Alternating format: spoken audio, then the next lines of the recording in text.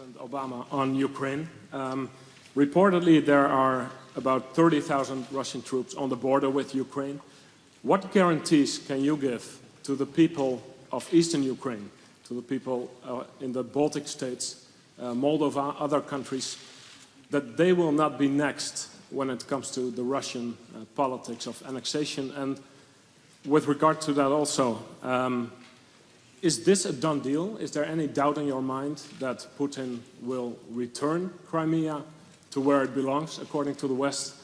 Or is this diplomatic show of force basically just to prevent another land grab somewhere else? On the second question first, on the issue of Crimea, it's not a done deal in the sense that the international community, by and large, is not recognizing the annexation of Crimea. Obviously, the facts on the ground are that the Russian military controls Crimea. There are a number of individuals inside of Crimea that are supportive of that process. There's no expectation that they will be dislodged by force. And so what we can bring to bear are the legal arguments, the diplomatic arguments, the political pressure, the economic sanctions that are already in place to try to make sure that there's a cost to that process. But I think it would be dishonest to suggest that there's a simple solution to resolving what has already taken place in Crimea. Although, history has a funny way of moving in twists and turns and not just in a straight line. So, how the situation in Crimea evolves in part depends on making sure that the international community stays unified in indicating that this was an illegal action on the part of Russia.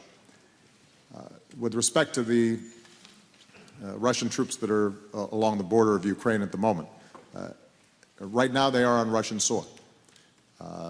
And if they stay on Russian soil, we oppose what appears to be an effort at intimidation, but Russia has a right legally to have its troops on its own soil. I don't think it's a done deal, and I think that Russia's still making a series of calculations. And again, those calculations will be impacted in part by how unified the United States and Europe are, and the international community is, in saying to Russia that this is not how in the 21st century we resolve disputes.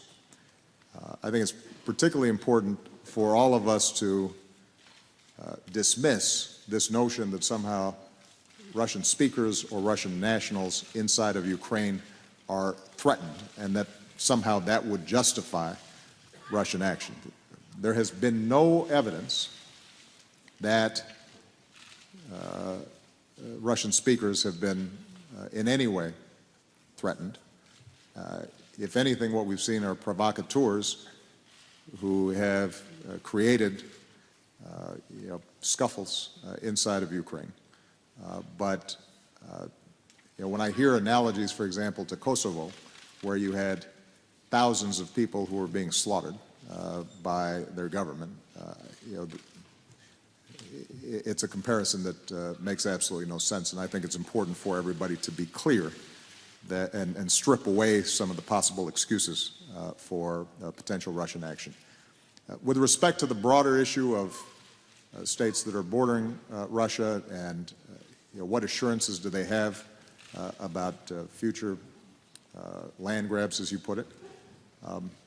Obviously, some of those countries are NATO countries, and as NATO allies, we believe that the cornerstone of our security is making sure that all of us, including the United States, are abiding by Article 5 and the notion of collective defense. And what we are now doing is organizing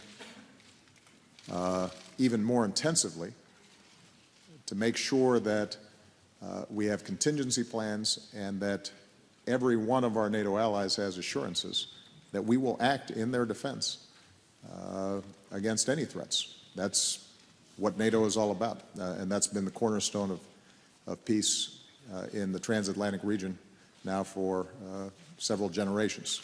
So we will uphold that, and there will be a series of NATO consultations. A NATO ministerial is going to be coming up in which we further develop and deepen those plans. But I have not seen any NATO members who have not expressed a firm determination with respect to NATO members. Now, those countries, border countries that are outside of NATO, what we can do is what we're doing with Ukraine, which is trying to make sure that there's sufficient international pressure and a spotlight shine on the situation in some of these countries, and that we're also doing everything we can to bolster their economies, make sure that through various diplomatic and economic initiatives that they feel supported and that they know that we stand by them. But when it comes to a potential military response, that is defined by NATO membership. That's what NATO's about.